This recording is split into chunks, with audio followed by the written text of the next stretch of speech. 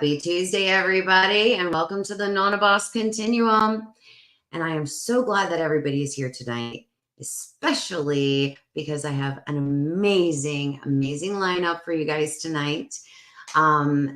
Before I get to them, real quick, I just want to thank everybody for being here. I want to make sure also too that I give a nice shout out to Willathis and to Jane and Garrel. You guys have really donated to my channel, recently. And I just want to thank you guys so much. It really does help.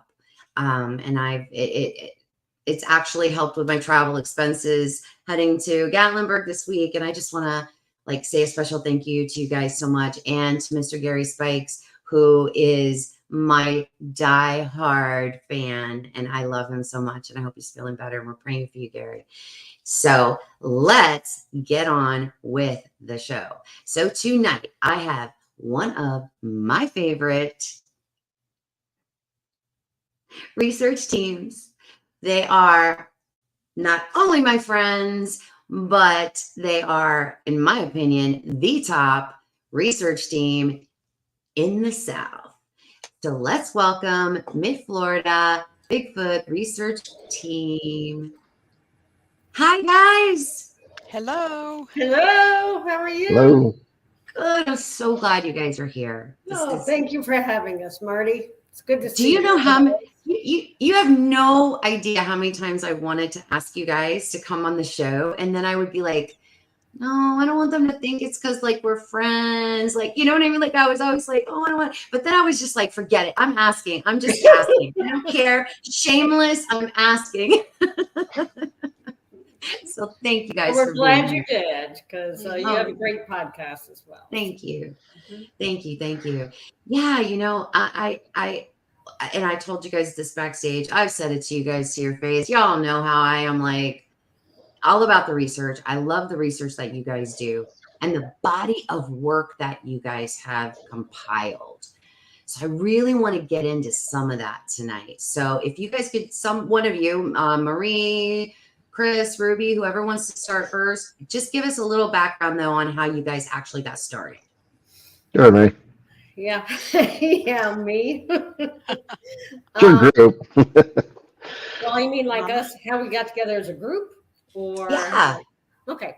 So I was doing solo Bigfoot research over the past 4 years, and it was just 2.5 years ago that I was looking on the Facebook trying to find a Florida research kind of group, and I couldn't find anything back then. So that's when I decided to create the group, Mid-Florida Bigfoot Research Group. And so then I eventually got, I got members, stuff like that. I was posting my stuff.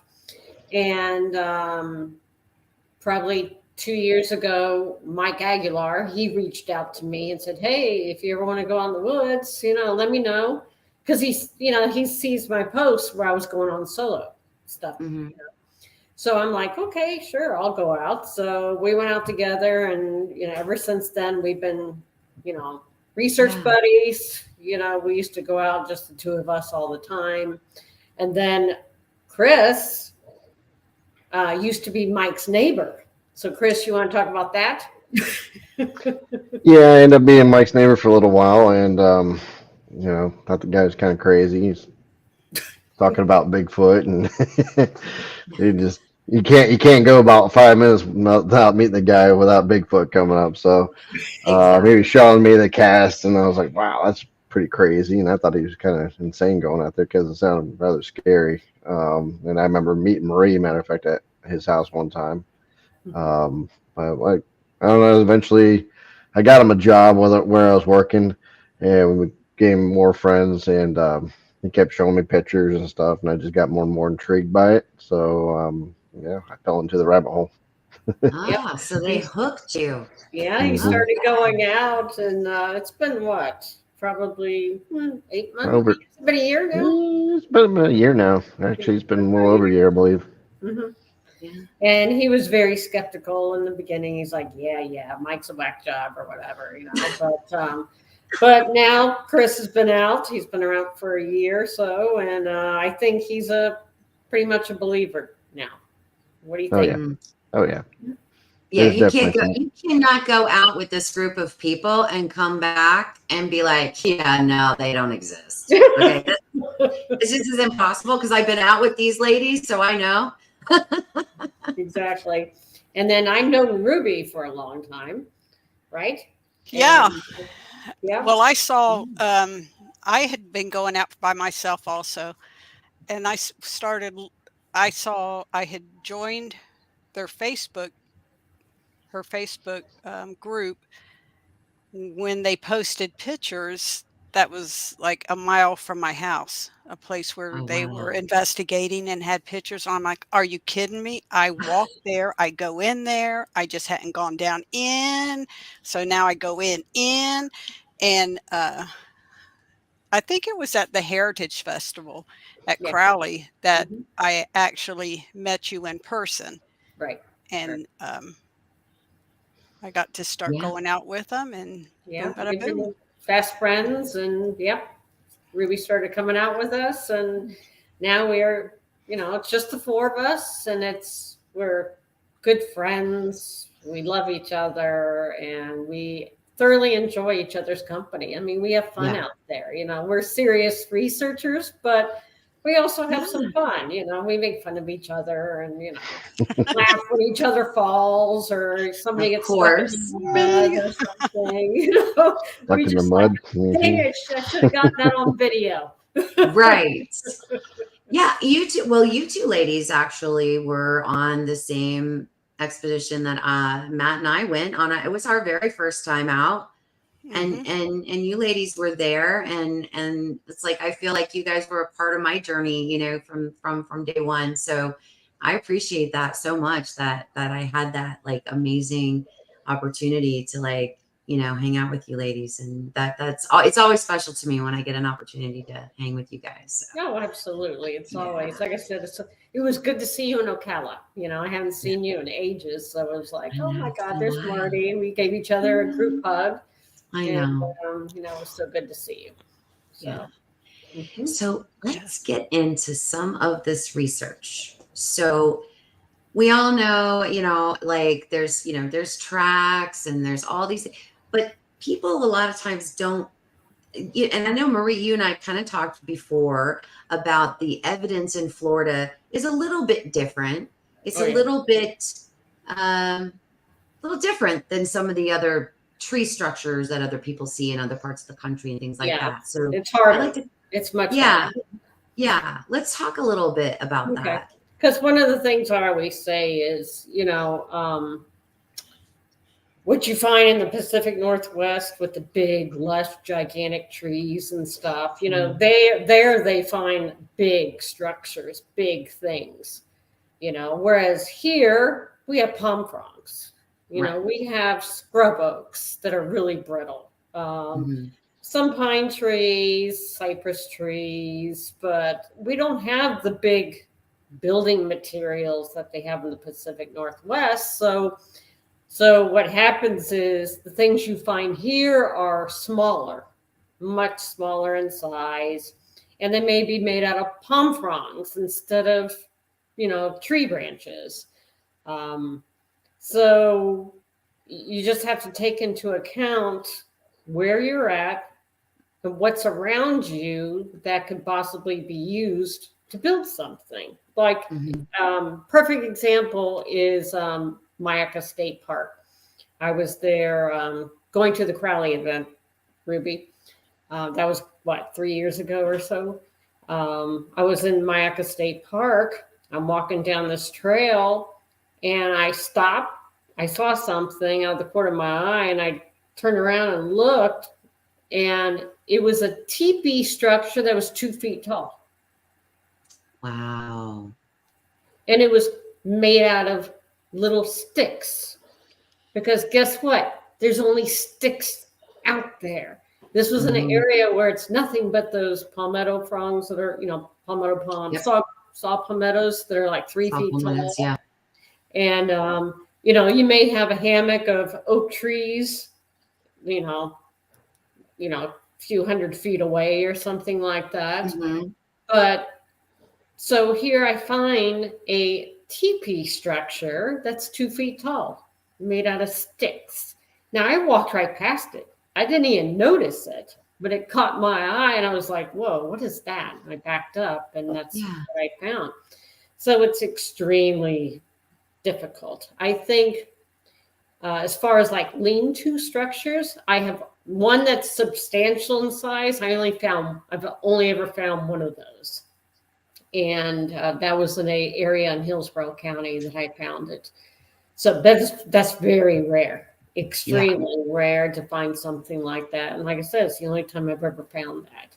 Found another one that was kind of sloppy, but a true lean-to structure was, in Hillsborough County, outside of Tampa.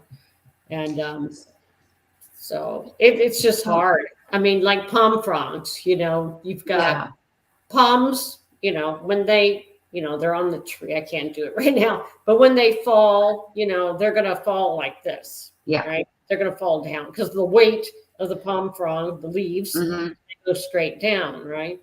Well, when you find a structure and I've even found an X structure made out of palm fronds, but they were turned around. They were like, that is what Matt and I have found so many of those when they're upside down because they grow like this, they grow kind of like that. And then they just fall down upside down. Right. Upside down. When you find them, we find them right side up. Yep. Crossed. Yes. Yes. And I found one that was crossed and then it had one that was going through the middle of it. So it was pretty amazing. But, most people just walk by that stuff and just like, oh, it's just palm fronds. Now, have you guys come across anything?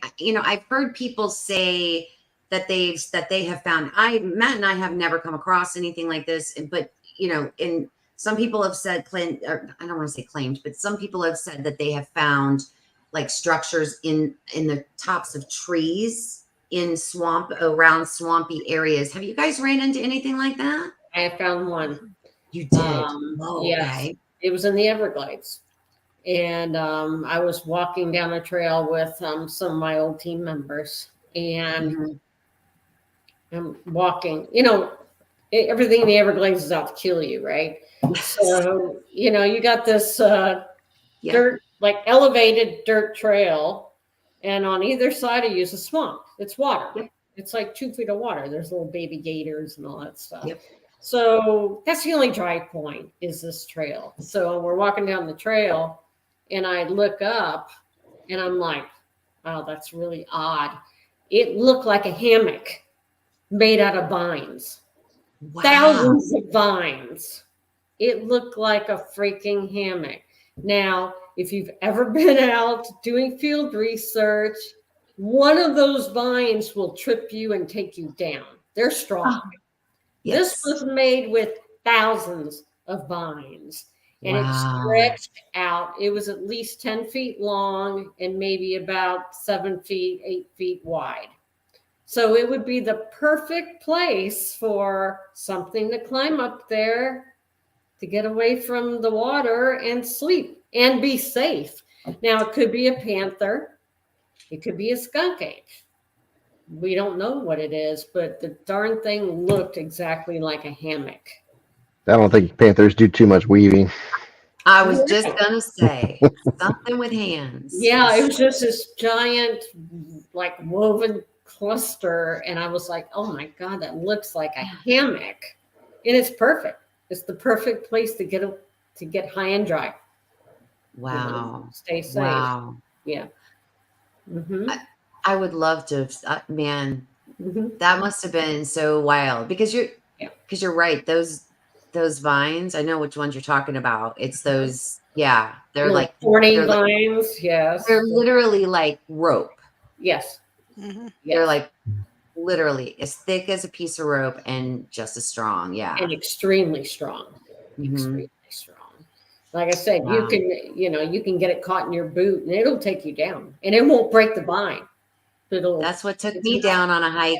Mhm. Oh yeah, yeah, been there, done that. Yep. We've all That's been Me there. too. face first. We've all have. It Yep. happens. Mhm, mhm. But that was the Everglades. Mhm. So You know, your neck of the woods. yeah. Matt and I've seen some strange things, Mhm. some very strange, odd things as far as like they just look like a hunting blind, Mhm. like Mhm. a tree pushed over with the huge root system, and it's literally just, we've seen that even in at Crowley and in Mayaka. We've seen Mhm. that. I think I've seen that pretty much everywhere we've gone in the state. We've seen those kind of areas. And it's not just that the tree fell over. And yes, the tree could have fell over just from a hurricane. I'm not even Yes. saying that Yeah. Bigfoot did it, but Correct. you can definitely tell that something is taking advantage of that Correct. Correct. situation happening. Well, the one that we saw at Crowley, Hmm. there was two of them. They had fallen opposite, so you had the two, and we did see prints in between. Yep. Yep. Yeah, and I've noticed that when it really looks like a shelter, where so you got the tree roots, right? The tree roots are Hmm. here, and there's like a mass of stuff, like extra cover Oh for yeah, it. On the yeah. sides. Yeah. Yeah, most of the time, there's usually a stick in the middle of it, almost like it's holding it up. Almost every single one I've ever found like that I thought looked like a shelter, it Hmm. has a stick. And like I said, kind of like a support beam. I don't know what it is and why it's there, but Interesting. almost every single time Yeah. I find that. Hmm. Talking about sticks in the ground. Let's talk about something, because I see Shane from Ozark Mountain Sasquatch is here tonight. My other favorite team. Shane has been talking about, and him and Randy have been kind of posting some things on Facebook, and Shane is finding these like a hole in the ground Hmm. made with a stick, Hmm. and then the stick is left in the hole kind of at Right. an angle. Are you guys finding any of that down here in Florida? Lots. Well, there's like you're just talking about the hole, right? The hole with the stick. The No, whole with the just stick Yeah, stuck like he's in finding a at like, angles.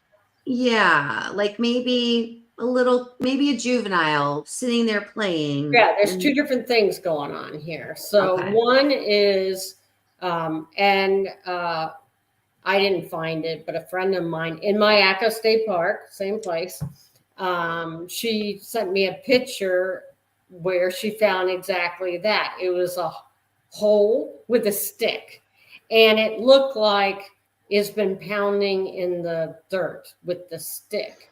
Okay. Now, the one thing that I kind of learned, and I didn't know this about chimpanzees, but when I went to the Dr. Jane Goodall event in Miami, when Dr. Maria Mayer invited me to go, me and my team, Mhm. Jane was talking about how chimps will do that kind of thing, where they'll shove sticks in the ground, they'll stick a stick in the ground, and then the ants will get on the stick, and then they'll just eat the ants off the stick. So it's a way to get Okay. some food, but that is a chimpanzee behavior. And I Okay. thought that's very fascinating because, you know, it was found Mhm. in Mayaka State Park. And you Right. said you found some or Shane did? Shane did. Shane has been finding them from what I understand, for years, Wow. and kind of knew that or felt like that they were significant, Yes. and has been documenting them for um, years. Yes. And I don't know how much of this I can say, but I think he even showed that he actually found a very tiny handprint next to one recently. Mm, Oh, And he that's shared awesome. that photo. So Very cool. he's, I thank goodness that I pretty much Facebook stalk Shane, so he knows that. But Oh man, it's he's got a interesting. stalker. Shoot. Yeah. But it's just interesting. I like to ask the Florida teams, like, if they're coming across the same types of, behaviors or things. Now, there's another interesting thing that you have talked about, Marie, on a couple of interviews, because I also stalk you. You have talked about finding these asterisks, Yes. these asterisk type structures. Can you talk about that? Yes. Yes. Those are my favorites. Let's see. A couple of years ago, my team and I were out in Cold Creek State Park, and I love Cold Creek. yeah, and that's where I found this asterisk structure, and I was like, "What the heck is this?" And again, it's about 2 feet off the ground, same thing, but it's made with sticks that are 4 or 5 feet long, and they crisscross each other like an asterisk, like a star. And these were like balanced. You could touch the end of one of them and it was perfectly balanced Wow. on top of each other, but it formed this star pattern.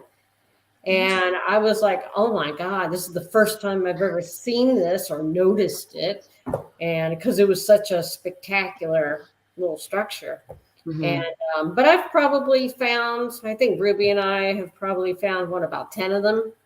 Yeah. In different areas. So whether it's the same individual that just likes to make asterisk designs, and they move from area to area, like in the Green Swamp, Old Creek, everywhere else. Right. It may be the same individual doing that, but it's usually near where there's water, where there's some kind of water source. Or it might even be juveniles playing, Correct. just putting stuff together. Just making stuff, Have you guys put maybe like a compass on it, like to see, like, are they kind of all oriented in the same direction, No, or these the are all, same? they're crisscrossed. They're like an They're just asterisk. They're pointing crisscross. all directions. All directions. All directions. Mm-hmm. Now we do see stuff stuck in the mud. We got a couple areas, and there's one area we go to's got 3 10-foot branches stuck about 8 to 10 inches into the mud, and all 3 of them at about a 30-degree angle, pointing in the same exact direction. Now, how is something going to fall from a tree, land at a 30-degree angle, and these 3 are within probably about 6 to 8 foot of each other? It's like bam, bam, bam. They're right there. Less. Or less. And then there's about another 20 feet away, there's another 2 or 3 over there that are also pointing in the same direction. Yeah, they're all pointing in the same direction. And like Chris says, gravity, stick's going to go down. If you would expect it to be shoved in the ground like that, not at an angle, especially the size of these branches. They're 8 to 10 feet long, each of them. And they're just lined up right next to each other, all pointed south. Huh. That's not natural. All pointed Nature doesn't south. do that. And they're all pointing south. Correct. They're all pointing the same direction. Wow. Mm-hmm. But south. South. I find that super interesting. Yeah. Like, all of it's interesting, but I mean, all of them south, only south. Yeah, all of them pointing the same way. And they're all shoved in the ground. And like Mike pulled out one of them just to see how deep it was. Mhm. And then he was trying to put the stick back there, and he had to use 2 hands, and he'd use his boot to get it back in there. Wow. So Right. it took some kind of, and the ground's hard. It's not muddy right now. It's not wet out there in the, in the swamps. Yeah. And so it took quite an effort on his part just to stick him back in the ground. Wow. But they were, only about 8 inches deep, but they're huge. They're 8 to 10 feet tall branches. And I'm sorry, we haven't had any major storms that would blow all these giant 8 to 10 foot branches into Mhm. the ground next to each Right. other, all pointed in the same direction. Sorry, nature Mhm. doesn't do that. That's not natural. That's No. not natural. So we No. don't know what made that, but it's not natural. Yeah. Hmm. What other kind of evidence are you guys kind of coming across out there that you feel is very significant, if anything recent, like maybe really recently that you guys have been coming across? Chris, do you want to talk about that shelter? Like when you found the branches? What are you talking about in Mike's area? Yeah, The one shelter? Yeah, the there's maple. we have a couple different shelters, but there's one that we found last year. It's kind of dilapidated now, and it's actually kind of moved. I was walking with Mike in an area, and he stops and whoa, they've been doing some redecorating. I'm like, what do you mean? We see these big giant branches. There's three maple that were in the dying process. Their leaves were purple. They weren't quite brown Mhm. yet. They were all dying, and they were probably 8 inches in diameter at the base where they were ripped off or Big, broken. big tree. Big branches, and they're probably a good 20+ foot long each of them. They almost like their own trees. I mean, these are big branches, and then they're laid like two of them are together. Then there's another one, and the way they're laid, all the brush is to one end, creating it was like a perfect blind It right was up against it was a propped up. cabbage palm. Yeah, it was propped up against a palmetto palm. Hmm. So go ahead. Sorry. So yeah, it was pretty cool. Just the blind itself. Then we started looking around. I'm like, Mike, where did these come from?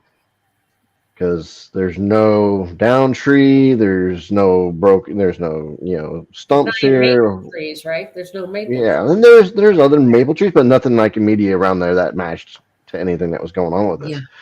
And so we ended up walking around later on that day. About 100 yards out, further deeper into the swamp, we found a giant maple tree that was downed. I mean, the root ball on this thing was probably 10 foot tall. I mean, Wow.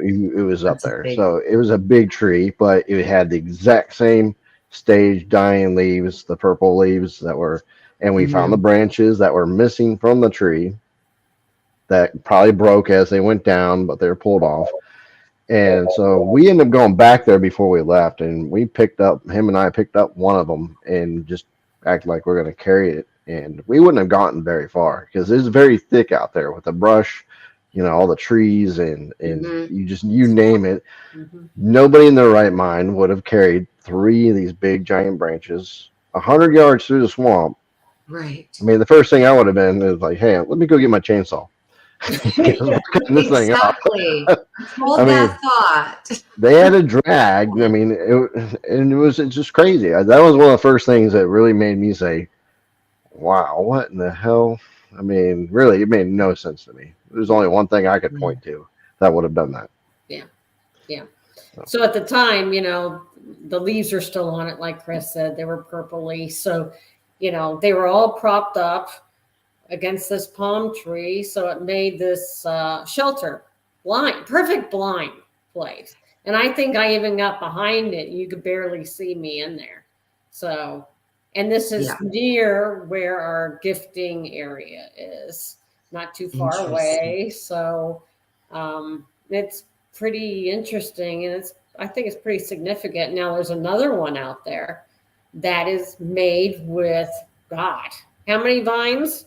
Vines and Oh, it's like a huge mat. You can't even it's see a through it. huge mass It's of dark in there. It's like vines, literally dark in it. leaves, and sticks. And Wow. this thing is it's the perfect place to hide, to lay down, sleep. To You're sleep and totally rest. covered. This thing is so dark. It's that thick, has so much stuff in it. And even Mike got in there, and yeah, we could get in there. We could get in there and lay down and take a Mhm. nap. Nobody would know you're there at all, at all. And that's not too far away from the Same area. the same area where what Chris was just talking And about. we found that same area has got a fence because it's bordered off. They're both the county and the Swift Mud properties.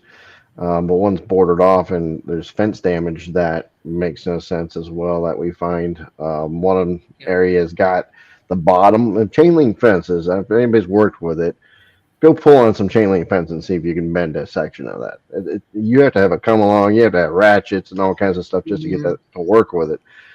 There's a section where something grabbed the bottom of the fence, pulled it up enough to where it literally bent it in place, big enough for, I know Marie's crawled through it. Yeah. Literally, I mean, it's probably about, ripped it open, ripped up a hole. it's a 6-foot fence and it's about almost halfway up. Wow. Pulled up and bent into place, just the chain itself. And it's frozen there because that's how much pressure was put on it. Yeah, and there's like a little game trail now going through that spot.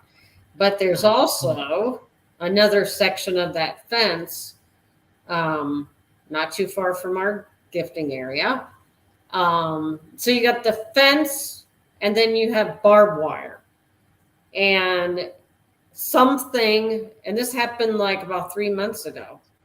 And it's 3 strands of barbed wire, not just one. It's 3 strands. Okay, so something pushed down the whole fence, and it bent galvanized steel, the poles that hold up the fence. 3 of them are bent. That have the barbed wire on them, so the barbed wire is down. Yeah. So wow. Yes. So it's, and then the top bar of that section also was bent down like something very heavy, pushed down to maybe climb over it. No tree, nothing around, nothing fell on it. No. And but just completely, and it wasn't like that. And you didn't see any hair on the barbed wire or anything like that? We found deer hair because another section over, there's another section that got pushed almost completely halfway over. No tree. And that we have found deer hair there. We almost think that they're using the fence as a trap for the deer. Maybe have something, somebody on the other side waiting for the deer to jump over or something along that line. Yeah. That would make a lot of sense. You know, you flush the prey one way and give it one little section to run into, and then somebody on the other side waiting. But the fence posts with the barbed wire totally bent in half. Totally. 3 of them. A human cannot bend that galvanized poles. They can't. They can't at all. It's not. And it's totally all the way bent, as though something's like, this barbed wire is annoying. I'm just going to bend it over so it's easier for me to get over the fence or, to get over it. And amazing. It's absolutely fascinating stuff. And there's no way to get a truck in there. There's no way somebody did that with a vehicle. Like Chris said, there's no down trees in that spot that would, possibly maybe explain why the poles were bent. But there's 3 of them that are totally bent in half. Can't explain it. That's wild. Wild stuff. It is wild. Yeah, we check that for hair every time we go by it, just to see if we get lucky to find something. But so far, nothing on that one. But not yet. Have you guys got any other? I mean, I know you guys have prints. I know you guys have juvenile prints too. I've seen those when you guys have brought them to conferences and such. I've seen them. They're adorable. Yeah, Mike has a really cool one. Itty bitty. Mike has a really cool one. I don't know if you saw that one, Marty. This was in the same area. Mike found, kind of looked like a half a print, like the ball of the foot kind of thing. So he was just trying to cast it. He just poured some casting material in there. And then he walked away for a while, to let it dry, like 40 minutes later. He comes back. On top of the cast are finger drags. I did see that. Yeah. I did see that. Yeah. And there was a hair stuck in it or something too, right? I don't know about that. There had been. Maybe there had been. Yeah. And there's like 3 little tiny fingerprint indentions also. Kind of like something came along, was like, no, it's this white stuff. poking at it, probably tasted it, and was like, ugh, and went off. But finger Right. drags, and they're bigger than Mike's hands. I mean, it's crazy. It's crazy. So that's the first time that the top of the cast is more interesting than the bottom of the cast. Yeah. So That's pretty cool. strange. It's very strange. Yeah. It is. Uh-huh. If anybody has any questions, if you guys could just put them in all caps, and then we will take a few questions if you guys are okay with that. Sure. Yeah. Yeah. Okay. Yep. All right. So first question from Gary Spikes: what do you think about mind speak? I would love to. I would love it to happen to me. I've had it happen not with a Bigfoot. I've had it happen with a butterfly and a squirrel. Mind speak. Mm-hmm. So, but not with a Bigfoot yet. But I will. How about you, Chris? I just call that my conscience. I don't know. I never had anything speak to me outside of it, but maybe I just blamed it on something else. Who knows? I mean, it'd be interesting for sure. It would be cool. Yeah. I mean, we're positive people, Yeah. We are. Right. So our intentions are good. And we usually, I know Ruby does, when we go out, we'll talk to them and say, ask for their permission to be out there, and we mean them no harm and all that stuff. So whether it works or not, we don't know, but we typically do that, just to be respectful. And, we have no desire to hurt a Bigfoot or any kind of creature. So right. Mm-hmm. So Shane from Ozark Mountain Sasquatch asks, have you seen any evidence of them collecting mussels in the swamps? More like apple snails.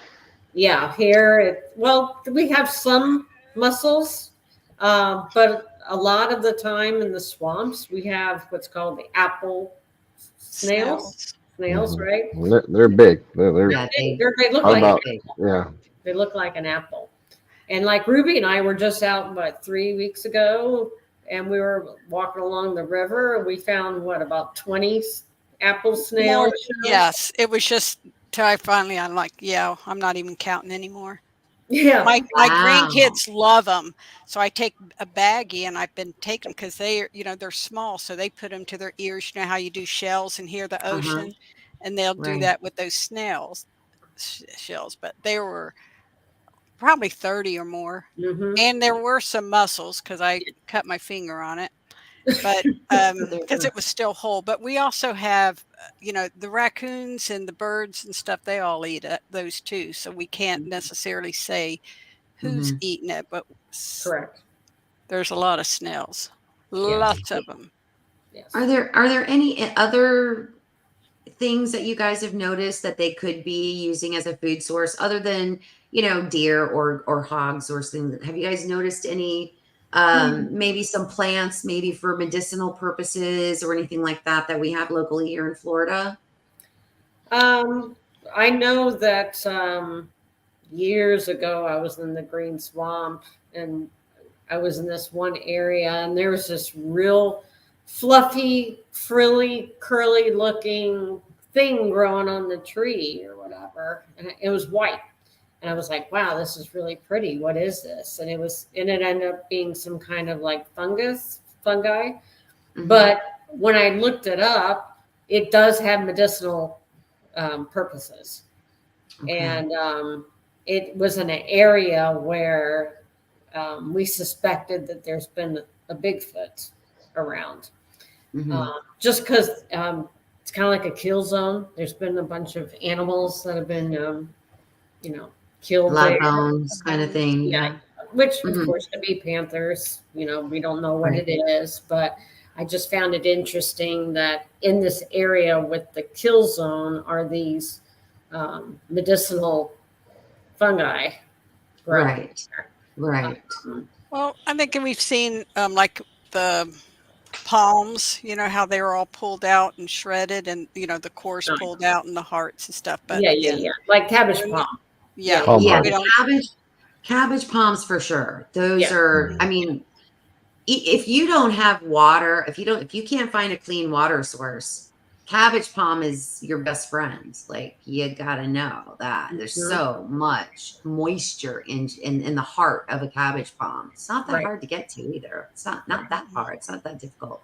Yeah. But yeah, so there's I found like about 3 of those, and they're fascinating. It's really What fascinating. you'll find is something just comes, pluck them right out. They don't come out that simple though. You know, it's not something that you're gonna walk yeah, up and it's do not, without it a takes tool. work.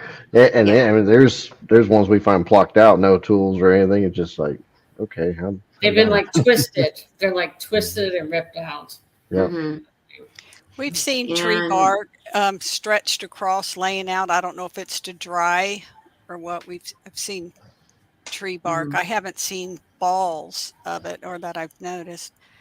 What Matt and I have come across a lot, like that coconut fiber that comes from those low palms.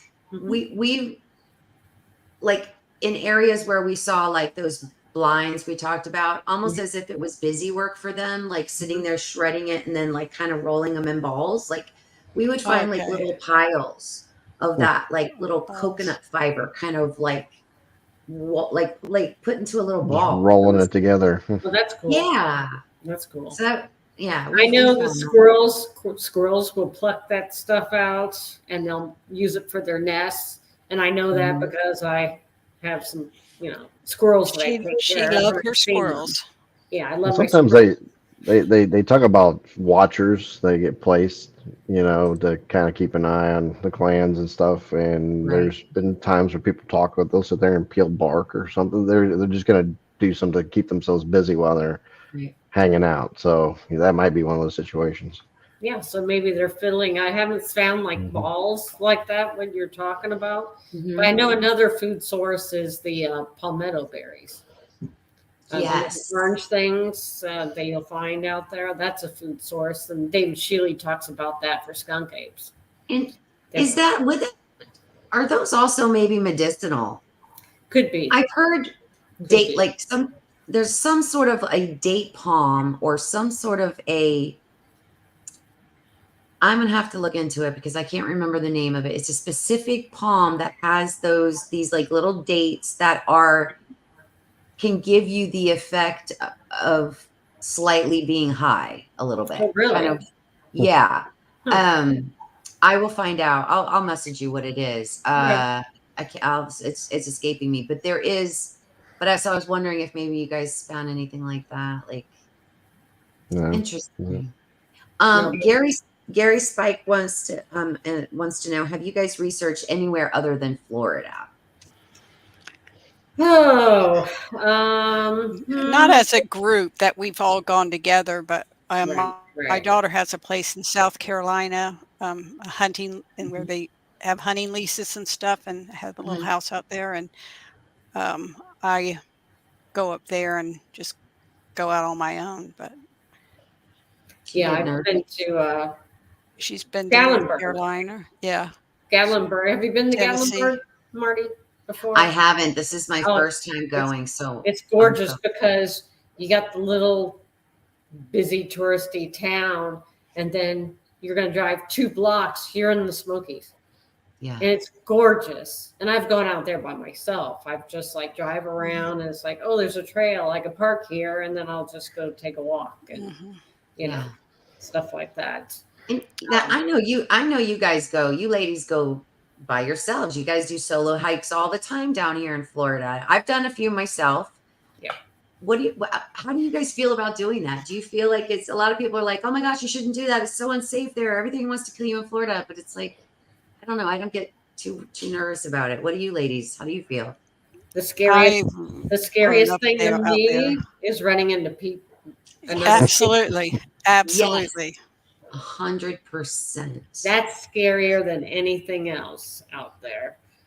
I don't, most of the time I don't carry any kind of real weapon with me, but you know, when I'm by myself, I want to be by myself. And when I see another guy coming down the trail or something, I'm terrified. I'm absolutely terrified. Yeah. Because I'm not necessarily afraid of animals, but humans, yeah, they're unpredictable. Yeah. And I've seen some real weirdos out there. Some, no. So, but you know, we're out every weekend, right? We do field research. So we go as a team, or if only Ruby and I can go, we'll go. Or if Chris and I can go. And if nobody can go, I'll go by myself. I don't have a problem with doing that. But we're out in the woods every single weekend. Every week. Yes. And that I feel like is super important. I want to make that distinction about like your team. Like you guys are, it's consistent. It's not weekend warrior stuff. Like you guys are consistently out there every single chance you guys get. But I mean, you guys are out, you know, all the time. Yeah. Sometimes more than once. Yeah. Correct. Sometimes we'll do a couple times in a weekend. Oh yeah. I think one weekend I went out 4 times, 4 different places in one weekend. So, you know, when the weather's cooler, it's much easier to want to go out there. I love being out there. We're all nature lovers, you know, so it's not like a chore for us to go out there because we're excited to go out there. Our souls require us to go out. Correct. Yeah, that's exactly right. Become one with nature. Yes. That's for sure. Yeah. Yeah. Cause I'm the same kind of like, if I don't get out enough, because I don't sometimes, like I just can't. And you know, Matt has kids and they're little and they require a parent and, you know, and I still have not found anybody in my area local to me that I could go research. And What? just go on. Like, are you really? Oh my God. Are you serious? I'm serious. Where are you at? Sorry. I'm in. Yeah, I'm in like Palm Beach. Like I can't get any. People don't even believe that anything is here. So, true. That's you know, they're like, hey, it's the nightclubs. Okay, that's what we're about, right? Like Bigfoot, you know. Yeah. Oh yeah, but you're in a great spot. You know, you got Lake Okeechobee, you got the Everglades, and I know. You know, it's a fabulous spot. I'd be with you if I was down there. Hello. Well, yeah. Well, the next time you're down this direction, give me a buzz and I'll meet you. Yeah. I wanted to go to Otapi. So and meet you guys in Otapi that we time, just fell in love with it down there. Yeah. We love it. Wonderful. Yes. And David Shealy's you know, honorary member of our team. He just loves us to death. And we were the first group that David Shealy, when he was trying to get on Facebook and maybe join a Facebook group, he picked my group. He picked us because of our dedication, you know? Right. And so we've been great friends and we touch base with each other all the time. And we did a 3-month research study of his skunk ape sighting that happened on July 8th of 2000. And I didn't know you guys did like a whole 3-month study. That's awesome. I know you guys did like some recreations and that's awesome. I put together a little documentary. It's like a little 20-minute documentary on YouTube on our YouTube channel. It's on your the David Shealy Skunk Ape Sighting Research Study is what it's called. Okay. So when I went there in December, he took me out on an ATV and he took me to the spot where the sighting was, and you know, I talked to him about it. He was telling me the story, and he said that nobody has ever done any kind of research about what happened to him. That's so weird. In 23 years. And I was like, wow, that's just crazy. And I'm like, well, I think this needs to be done because, you know, a lot of people think, it's just a guy in a suit. They just think it's grass that he's running through, dry ground. They have no clue what it's like out there in the Everglades, especially in July. And so it was then that we decided, you know what, we're going to do a research study. So Mike and Chris, and well, we did in Feb. I started in December, and then we went down there in February, and Mike and Chris attempted a reenactment of the path that the skunk ape took out there. And this And was the dry season. And this was the I was just going to say that. And you guys were there dry season. dry season. So, Chris, you want to talk about how that was? Yeah, if somebody pulled that off in a suit in July, I mean, because we were dying in February, let alone in the dry season. That was tough. The sawgrass is thick. You really can't even get a run going because it's just like trying to run through a pile of hay that's about 3 foot tall because it's so matted down on the lower end of it, let alone being tall. Yeah, it was incredible. It was a really cool experience to run it as fast as we could, and which they we couldn't. Yeah, we couldn't. And it was kind of funny because we get back and then Sheely's like, "You guys did terrible. What kind of running is that?" We were just like, "You go do that." And he's like, "Well, now you know what I'm talking about." And so we did. We found out that way. So we actually, because that was kind of on a whim, and we came back again with Thomas Brandon.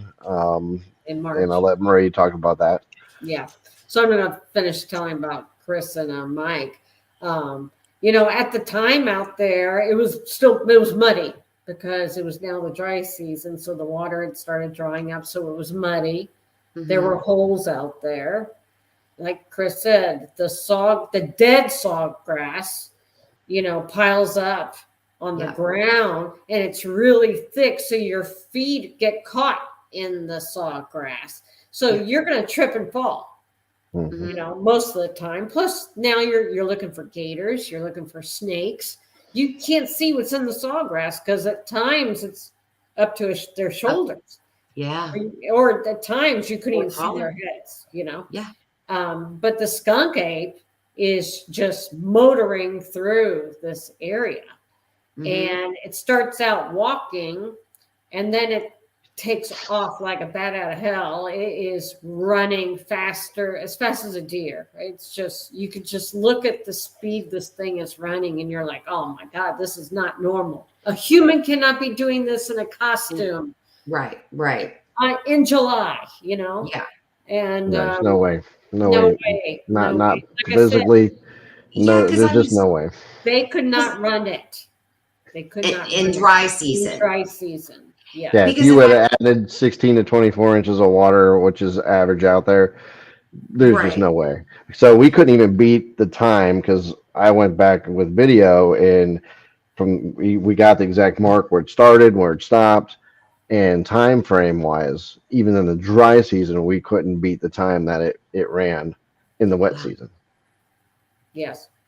So then in March, when I had the David Sheely Skunk Ape meeting down in Ochopee, we invited our friend Thomas Brandon. He's in Tallahassee. He's a good friend of ours. He was doing a study on us as well. And he's 6'3", and he is a experienced trail runner. He's experienced in running in different terrains. So I'm like, oh, he's the perfect person to do this reenactment. Mm-hmm. So, we went out there, showed him the direction where he had to start at, blah, blah, blah. And we told him, move your arms like the skunk ape is, right? When you're out there. So he starts, and he's about the right height. He's 6'3". So when you compare to the video, he's pretty close to being about the same height. But when he started running, he had problems running because he said his feet were getting caught in the sawgrass. He couldn't move his feet through the sawgrass in order to run. So he had to change the way he moved his legs in order to move through the sawgrass. And what happened was, you could see him, he's like zigzagging because he's taken the path of least resistance. He's trying to easily see where the next step is for him to take.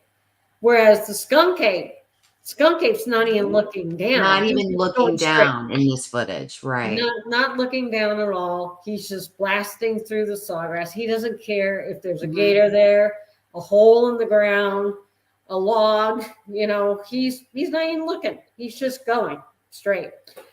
But Thomas was kind of going zigzag, because and then he'd forget to move his arms. So again, there's no way Right. it could be a guy in a costume out Yeah. there. And we were going by the research study. We didn't even count Mike and I's time. I mean, it just Brandon. We put him up against Brandon, and Brandon could not beat him. Yeah. And then he tried. He was exhausted too. Yeah. And that was in April, I think he ended up going, or late February. March. Okay, that's right. So it still wasn't even. I think it was even drier at that point. It was. Yes. It Yeah, was. so it was Yeah. a lot to be said about it. I mean, it really was. We got done doing it, and it was just to me and the guys that ran it for sure. There's no doubt in our minds that there's just no way there's somebody in a gorilla Yeah, suit none of around these that in guys can July. do it in the dry Yeah. season. In July, and then so afterwards, then I got online because I was trying to see if I could find old data from 23 years ago about the weather, the conditions, the depth of the water, the temperature, all that stuff. And I was able to find some stuff on the internet. And the feel like temperature on July 8th down there is 109.5 degrees. Yep. Sorry, Before suit. someone wearing a suit Not running happening. through 2 feet of water. I was just gonna say I had heard. 109. Yeah, I had heard that the water table was high enough during that month of that he got that footage. It was 2.5 to 3 feet of water Yes, Mhm. yes. Mhm. the week that happened. Yeah. So take everything you already said and add 2.5 to 3 feet of water on top of that. Yeah, yeah. There's And no then way. remember, it's called sawgrass for a reason because it will slice you to pieces. Yeah, it's Absolutely. brutal. It's brutal out there. Mm-hmm.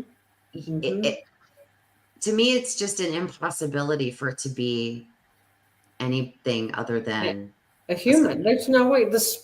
To wear The a speed. suit running through all that. The speed can't of that thing hit. It hit another gear at one point that none of us could replicate that at all. I mean, just not possible. Yeah, no, it's impossible. I'm sorry. The weight of wearing a suit and in 2 or 3 feet of water. exactly. It would have got waterlogged. It would have been heavy. It would have made. He would have slowed down, not sped up. Absolutely. And this thing when it started running, it took off. And David even thinks that it was doing that. It took off running because he had seen a deer prior to the skunk ape. So he thinks the skunk ape was chasing the deer. Gotcha. Endurance hunting. Yeah. Chasing it to a hammock out there, which I don't know if most people don't know what a hammock is. It's like an island of trees. An island of trees. Yeah. I personally think he got a sight of David. No, and what? then he's like, I think he actually saw David. Oh, and yeah. Decided he And better hightail it. I was thinking. Yeah, that it looked too. to me like that in the footage, as if he's kind of doing his thing, and then he kind of almost like last minute, like, wait, huh? Okay, I'm looking. He's a guy out of here out there with the camera, in the open in the sawgrass, right? And we consider that too. He either saw David or he was going after the deer. One of the two. Yeah. But so we have another question. Miss Val, Southwest PA. Do you think there is a big difference in the Bigfoot from different regions? Yes. Do you think it's due to the environment? Yes. I don't know how you feel about it, Marty, but I agree. We tend to believe that we have both skunk apes and Bigfoots in Florida. And the reason for that is because the reports that we've read, the people we've talked to, the things we've seen, that from Central Florida and you head north Florida, The sighting reports are the typical, 6 to 9 foot Bigfoot. It's usually reddish. Patty looking, kind of more. Yeah, body reddish type. brown in color. It's more the traditional. It's kind of stocky, but it has 5 toes. And then when you head south of Central Florida, starting around Bradenton is where the tropical zone is in Florida. Florida consists of 2 zones, subtropical and tropical. Bradenton is where the tropical zone starts. And ironically, that's where Mayaca State Park is. It's in Sarasota. So at that point, all the way south to the Everglades, the reports are very different. And, it's a smaller animal creature, 5 to 7 feet tall, leaner, like skinnier, less hairy. But they have 4 toes instead of 5. So very different, very, very different reports. So there's got to be something to it, Yeah. I mean, I had a sighting, a daytime sighting down here, and it was definitely more, I saw it like from here up, but what I saw was very, very human looking. The only way I can describe it is it just looked human to me, except it was very kind of like a soft gray, ashy skin. But it was like, this beautiful, like auburn hair, like short, kind of, round head. But it was a basketball player kind of it didn't appear to be big, bulky, anything like that. It was definitely not that. It was not Patty. I tell people all the time, like, what I saw didn't look anything like Patty, for sure. Nothing. Right. Yeah. Because you're not going to keep all that weight on you here in Florida. No. Yeah, it's impossible. It's an impossibility. It's called Bergman's Law, I think is what it's called, where the closer you get to the equator, the animals are smaller. So like in the Everglades, the deers are smaller, the bears are smaller, everything's scrawnier, thinner, smaller. Right. Because you have to be. You can't have all these giant muscles and stuff. Right. This big, bulky creatures trying to live through 109-degree temperatures. Matter of fact, in Key West, there's called a deer. dwarf. Yeah, the key deer. That's what. They're like little dwarf deers, little baby little things. Yeah, they're like a little greyhound. They're like little. Yeah, exactly. Yeah. Prime example. Yeah, going back to the difference in the feet and the print, as far as down here. So that would make a little bit more sense to me that they would have kind of, well, I've seen the tracks that Dave has, at Skunk Ape headquarters in Ochopee. If anybody is in South Florida, make your way over to Ochopee and see Dave. Go over there, Skunk Ape headquarters. You're gonna love it. But he's got his tracks there. It's in his museum, and you could. I guess what I'm trying to say is, it would make sense to me because they were very similar to a bird, like a bird's foot. How a bird is in order to get through that terrain there, in order to had longer to get toes. Their toes seemed a little longer. Yes, they seem longer, thicker, very different. Yeah, very different. Perfect for climbing trees with, right? True. Long toes to grab the trees so they can climb up. So they trees that don't have branches, right? Yeah. Or hammocks. They have a hammock in it. Right. So longer toes make sense out there. It does. Now, Dr. Bill Hewitt, him and his friend Dave Miller, a couple of years ago, they found a 4-toed print in Bear Island. I want to go there so bad. Yeah. And I want to go there. Get your permit. Huh? Get your permit if you do. Yeah, you got to get the permit to do it. And, but his print is very different than David's print.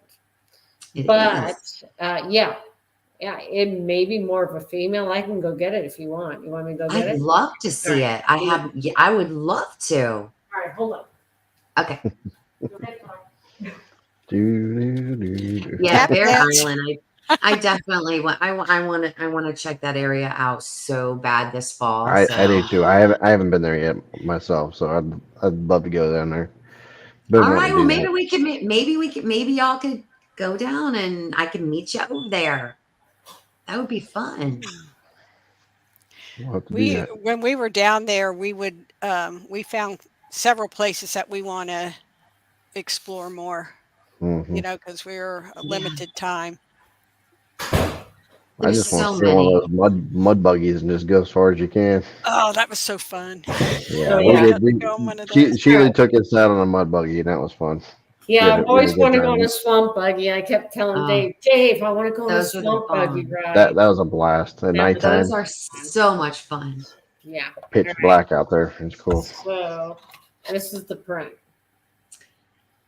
Can you see Wow. it? Yeah. Lean, long, 4 toes. I see the dirt, The break. mid-tarsal break there. Mhm. Yeah. Let's see if you can see the toes at all. Yeah. So there's 4 toes. 4 That's toes. wild. Yeah. Yeah. Now, what Maybe that's was a that? juvenile But or look at the something, size of the big toe. Look at the size of the big toe on this thing. Interesting. Yeah. Now, what kind of substrate was that cast in and Sugar sand. in sugar sand? Well, so if it was in sugar sand, if it was pushing off, would it make that big toe seem to be larger than maybe it was? Yes, probably. Because it would have slid, right? Yeah. Mhm. Yeah. Yeah, it's an amazing find. Now, if you've ever seen the Huh. Ochapee Skunk Ape movie that David did a long time ago, I don't think I have. yeah, and he holds up some casts that are not like the ones in the museum, but they look more like this They do. in the Huh. movie. Yeah, he says he has about 200 casts. David does. And he Probably just does. has them stored Yeah. somewhere. Right. What he shows in his museum are 2, but I think he wants to put out more of them. But the ones in the Yeah. movie look more like that cast right there. Yeah. That Because was- he had taken out, he actually gave us it was so sweet the day that we were there. We had the kids with us, the grandbabies, and he did like a private tour for us, and Mhm. it was really sweet. And he took the cast out, and the kids were just like they were just right? Yeah. loving it. Like it was, he is so sweet. He really is. I love him. He's Great guy. Great guy. really We love- amazing guy. We love him. Yeah. And he's actually come up to our area and he's done research with us. I mean, when we go down there, we research with him, or he'll come up Great. here and go out with us. So But see, that's what we need. Like we all need to kind of have Yeah. dialogues and and talk about different things we're finding, even with researchers like Shane, who's he's Midwest. So it's great to kind of find out what other researchers are. So many researchers, I think, are just so private with Yeah. their stuff. yes, very secretive. Mhm. Very secretive, and I just feel like it's in a way, in my opinion, it's a little bit of a disservice, because something they could be finding in their areas could really help you figure out something in your area and vice versa. So I don't know, I just feel like teams need to kind of have They a need to little more. collaborate more, and it's just, I have a friend in Minnesota that I collaborate with every few days, actually, at least once a week. And we'll basically compare notes. We'll talk about what did you find this week? Well, what did you find this week? And but it's And that's so interesting too, because he'll send me something and I'm like, oh my God, I just saw that. Remember I just told you about that 2-foot tall teepee structure? Uh-huh. He found one of those in Minnesota. It looks Interesting. almost identical in Minnesota. So it's got to be possibly juveniles. I mean, correct. We don't know what it is, but but it's yeah. like we don't see, it's like we don't see them making them, but Mm-hmm. Mm-hmm. not for anything, in my opinion. Mainly what's in our forests down here are hunters.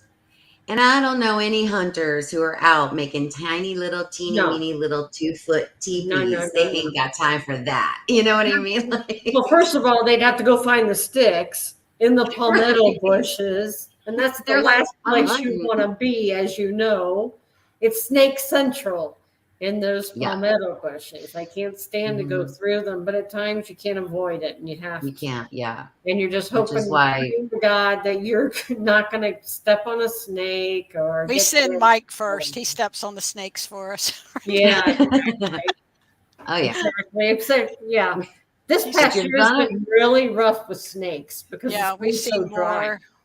It's been yeah. so dry, and it still is for us. The swamp Oh, is still down here, it's dry. just constant rains, constant storms Yeah, we for haven't weeks and gotten that, weeks now.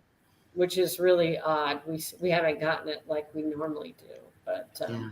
so the problem is snakes love the dryness like that. Mhm. So you They're have out. to be super careful. Like Mike, I almost stepped on a rattlesnake. Mike did step on him. Almost stepped on. Mike did step on a Moccasin. moccasin. Yes, Yeah. and then I found a moccasin That that was up high. up high. So if Our it would have, boots would have done no good. yeah, it would have Oh, probably now got me in that's the chest. interesting. It's Yeah, about 4 foot up off the ground. It was yes, in a tree. on Tree top of stump. a tree stump. And there was a bunch of Interesting. dead grass on top, and I was Like passing a by nest. it, and I saw movement, and I was like, "Oh shit!" And I looked, and there was a coiled up water moccasin. And Wow. it tucked its head down underneath, like It you was couldn't like see its hiding its head. It was head. like hiding. It hit its Well, head, and I you was Wow. I was thinking about that because I was thinking, with it looked like a nest. yeah, Could it have been down there eating eggs, getting eggs? It could have been bird yes, Mhm. don't nest. know. But David Shealy confirmed that yeah, they do. They will go up on root balls And and hanging stumps. limbs in the trees. So But Mhm. we're also Near walking in an water. area, the swamp that was probably about normally 8 to 10 foot of water because it was been so dry. We were deep out there. Because remember those tree lines, the water lines around the trees were Yes. actually over or at Marie's head It was up or the to top of her head. Chris's shoulders. So I Wow. wonder if that had something to do with why it was up and about, but Maybe. not that the water was high at that point in time. But Yeah. anyway, and Yeah. it would Here. make sense in the Everglades too. That it's the Yeah. same way, and that's what David Because said. He says, "Watch yeah, out for stumps and stuff." yeah. Like if you're here Yes. and if anybody is thinking that you can just go researching in Florida without the proper equipment, No. Mm-mm. snake boots, you better be prepared because it's Yeah. $200 to $300 for a quality where you know that you're going to be protected to your Right. knee. Right. Okay. Yep. And you better have walking sticks, one, or if not one, two, Right. because Mhm. you want to make, because you literally have to test, especially in a lot of some of the Yep. areas down here, Mhm. especially, you got to test everywhere you step Right.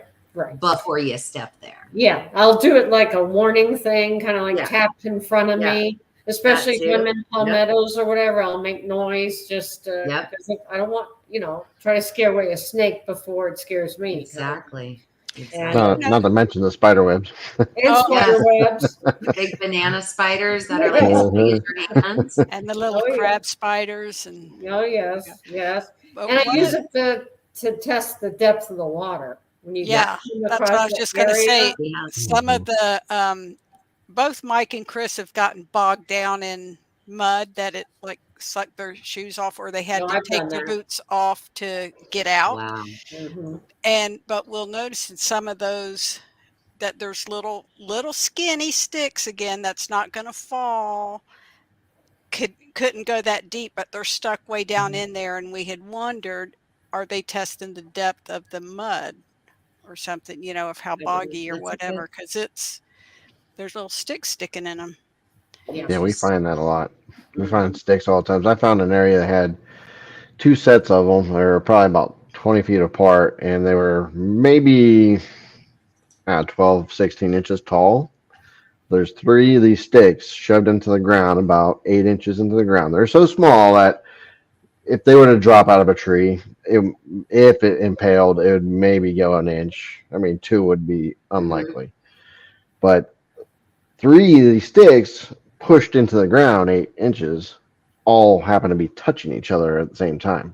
They all met where they came together. And there was another 3 about 20 feet away. Exact same thing. Wow. Like, what's the probability of that happening? And we were deep. We were deep in the swamp too. Yeah, the little sticks are going to typically bounce off the ground. Yeah, they're going to bounce off the surface. Probably won't even penetrate, and if it did, it wouldn't. You wouldn't find 3 of them like that. Oh, go ahead. I'll just go ahead. I want to tell the bone story, Ruby. Remember? That's pretty cool. Yeah. The 3 bones. Yep. What's the question here? Oh, Gary he sent me I have a walking stick he sent me, and he's saying, do I need to send you another walking stick? So yes. Of course. He makes them. Yeah, he makes them, and he sent me one. He sent one to Matt, and he sent one to me. And you can send me as many as you want, Gary. I use them. That's very nice. Yeah. So a couple years ago, 2.5 years ago, my team and I were out in the Green Swamp, and we were kind of walking around the edge of a swamp, and we came across a deer carcass. And so we're like ooh and eyeing over the deer carcass, and Ruby says, hey, look over here. And about how far away? 6 feet, 5 feet? Maybe 6 feet. Yeah. Maybe 6 feet from the carcass were 3 bones shoved in the ground next to each other. Rib bones at an angle, because I actually try and pull them. In the ground, standing up like this. Wow. Separate, away from the deer carcass. So it just reminds me of like chicken bones. When you eat the chicken bone, then you stick it in the bowl. Because it was like against a tree, like if somebody was leaning against a tree and just stuck them in, and I got another one. And yeah. So how do you explain finding 3 bones standing straight up next to each other in the ground? Because Ruby, I have a video of it where I have her pull it out of the ground. You could see that it's in the ground, and then she puts it back in. But there's 3 of them totally separate from the carcass. That's not normal. That is not normal. No. Not at all. It was amazing. Not normal. It was amazing. It was amazing find, and there's no explanation why there would be 3 shoved in the ground 6 feet away from the carcass. Wow. All next to each other. Okay, so when are you guys putting out a book?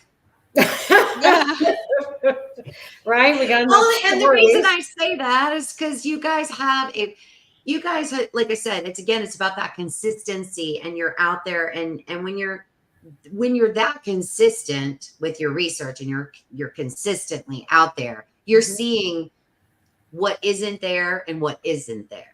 What is there and what isn't. You know what I mean? Like, yep. You're seeing the patterns. You're seeing the patterns of the Correct. seasons, and in this type of season, you're finding this, and in this type of season, you're finding that. You're seeing that because of the consistency. And you guys have a large body of work. So when is the book coming? Well, we're definitely tracking this stuff. We actually have a database, and we have an app that we use. So every time we make a find, we store what it is. We take pictures of it, GPS locations, all that stuff. So we're building a database. As far as book goes, that's a Marie question for sure. Chris did a wonderful job creating this app for us. And it's amazing because it'll log in the GPS location. You could put pictures. You can name it whatever you want. You could, say what kind of structure it was. And it'll map it out for you. So for future use, you can see this is where your hot areas were in December, or this is, whatever. So we're Love starting that. to build up a true That database database. for us. And it's on our phones. So as we find something, we can just enter it right there. And Wow. yeah. So That's amazing. yeah, so Chris created that for us. We're very fortunate. He did a fine job of that. Thank you. And And maybe someday it'll be available for the rest of us. No. Exclusive. $1 million. Yeah. Right. But I've also been involved with the Bigfoot Quest magazine. Ray Harwood produces this, comes out with this magazine. And recently he's been doing a Skunk Ape magazine. So him and I have, met up online. And I'm a co-editor for his magazine Nice. now. And I've been writing some of the articles in the magazine for him. And so that's awesome. It's good exposure for us, for our team. Absolutely. And like I said, last weekend we had a production crew reach out to us. They wanted exciting. They wanted to film us doing field research and interview us for an upcoming project, which we can't say what it is yet. So that'll be exciting, That is exciting. That is really exciting. I mean, it's exciting to have like a Florida team, like being, because it really is a different animal here. It's a very different thing. Yes, very different. And everything's typically the Pacific Northwest people. And because I've had Alex Petikoff, on my show, and he told me, he's like, the worst place is South Florida. Like, it's the worst place. Like, he can't use drones because they're not, they can't fly them down here.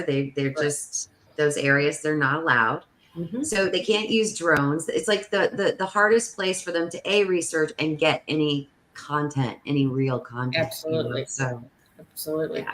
So it's nice to know that there's people interested in what's going on in Florida, of all places. Yes. Because like I said, even people here don't even think we have Bigfoots, much less skunk apes in Florida. They're just like, what? They're only in the Pacific Northwest. No, they're all over the country.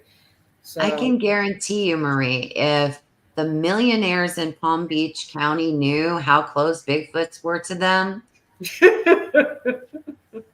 I don't think they would be living there. I think they would be selling those mansions and moving off. Yeah. But it's pretty amazing. We've got some really good stuff. So, we did that research study for David Shealy. And then you guys have been doing some exciting stuff. Yeah, now I'm involved in the magazine. And then now we got a production company reaching out to us. It's all good. It's all good. Bright future for this team, because you guys are rocking it, consistently rocking it, and I appreciate it. Thank you. And anybody, I know my mods have literally been spamming the chat with y'all's YouTube channel, but I know you guys, your Facebook group is also of the same name. Go and watch them. Join the group. They share so much of what they do find in the Facebook group. So you guys can actually, a lot of times, like, they'll go out and then by the next day they've got photos and videos and things. Same day. What are you talking about? Same day. Yeah, you're right. Okay, same day. As soon as I get home, take the snake boots off and I'm posting. For sure. And those snake boots are not easy to get on and off, are they, Marie? No, they're not. No, they're not. They're a pain. They are a pain. But they provide some security. That's right. That some is true. level of confidence is kind of like one less thing you got to worry about when you're out there. You know? So not that you want to step on a snake, but in case you don't happen to see it and it nails you, at least you're going to have your boots are going to protect you most of the time. Exactly. And knowing, and always making sure down here you have a first aid kit with you, or at least one of your team members has one with them on them. Like, got to make sure you have. You got to kind of know. You get bit by a snake, what you got to do. Yeah, you never know what's going to happen out there. Yeah, you never know. You got to be prepared. I mean, you could even one of the scariest things in the swamp is tripping and impaling yourself on a cypress knee. That's like one of my greatest It's a real fears. thing. That's a legit issue. Yes. That is a real thing. I mean, it is. I get it.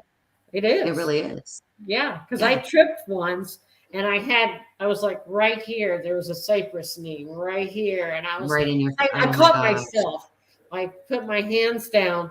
Thank God in time. Otherwise, I would have probably impaled myself in my face or something on that cypress. Sometimes there's so many of them that you can fall in any direction, you'd hit one. Oh my God. Every step you take, you're stepping on a cypress knee, and you're like twisting an ankle, you're tripping, you're falling, you're, constantly tripping. Or every step you take, you're stepping on a cypress knee. It's so bad. Yeah. But it's not, this is not for the, faint of heart down here. That's not, that's true facts right there. Mm-hmm. Like you gotta know what you're doing. Like, it's so funny because my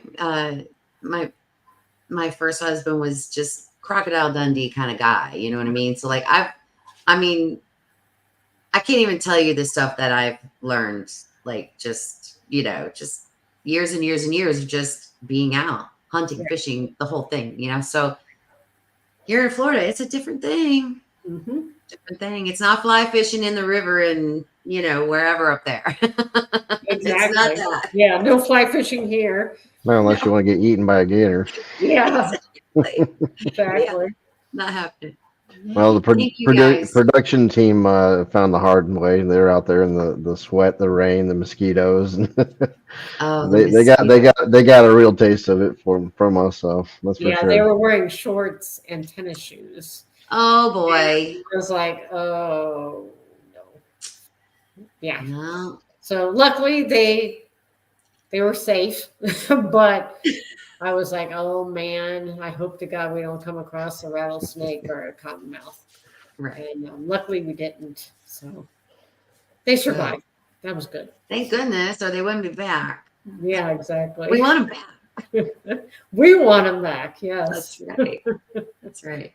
Thank you guys so much. Thank you for sharing with us tonight. Thank you for, being my friends, and thank you for like really, really, really getting in depth about your research and talking about the evidence. And I really, really appreciate it. Like it's meant a lot to me that you guys were here tonight. So thank you for having us on, Marty. Anytime. Yeah. Anytime you want us on to talk about something, no problem. All right. We will do it. You will be back. I will take you up on that. Absolutely. Okay. Do you guys want to stay after the show just for a couple of minutes, or do y'all need to go? Because I know we went way over. We went an hour and a half. We'll talk for a couple of minutes afterwards if you don't. Okay. Unless Chris and Ruby want to go. Yeah. I'll hang out. Yeah, we'll hang out. Okay. Perfect. Okay. All right. Thank you. And I will see you guys in just a moment.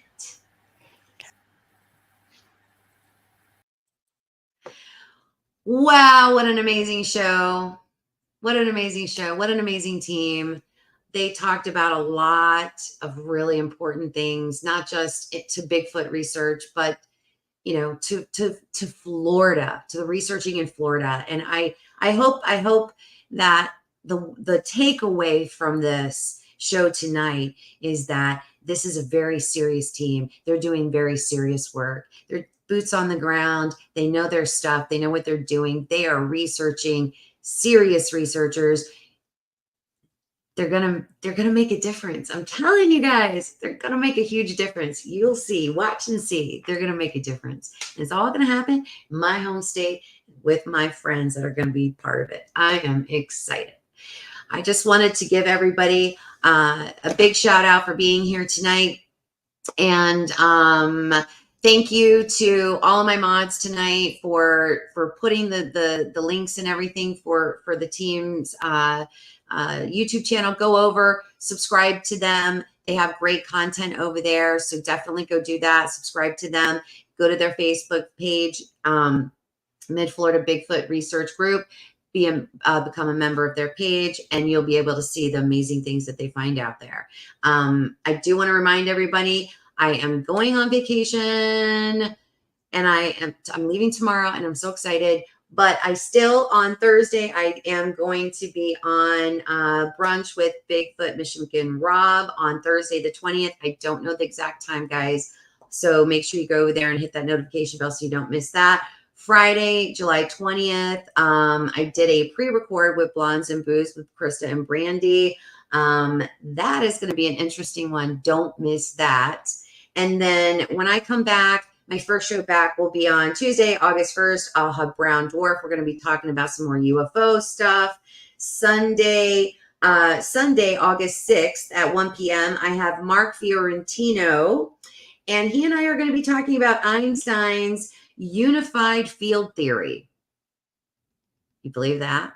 This is going to be a good one too. Don't miss that. And then I've got Monday, August 7th, 8 p.m. I've got Robbie Rains. He's going to be coming on, and we're going to be talking about adaptive camouflage. So that is going to be a really interesting show. So we've got some really cool things coming up when I get back from vacation. I definitely hope that everybody likes my quizzes that I've been putting on my community tab. So enjoy those. I scheduled one for every single day while I'm away. So have fun with those, guys. So thank you guys all so much again for being here, and stay till the very end.